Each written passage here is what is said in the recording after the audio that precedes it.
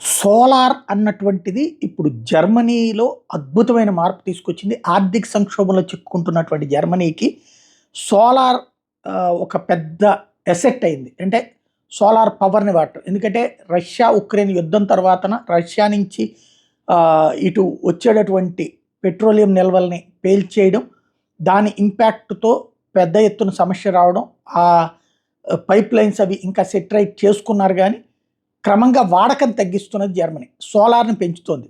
దాని కారణంగా దాదాపుగా యూనిట్‌కి విద్యుత్ కాస్ట్ భారీగా పడిపోయింది. తయారీ కాస్ట్ భారీగా పడిపోయింది. దాంతో వాళ్ళకి సొంత విదేశీ మారక ద్రవ్యం మిగలడం అయ్యింది. ఇదే డబ్బులు మిగులుతున్నాయి.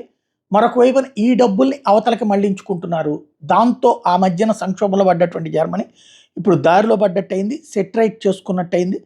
ఓవరాల్‌గా చూసుకుంటే పరిస్థితిని ప్రపంచం అంతా కూడా ఇక సోలార్ వైపుకే మూవ్ అయ్యేటటువంటి పరిస్థితి అయితే క్రమంగా పెరుగుతోంది.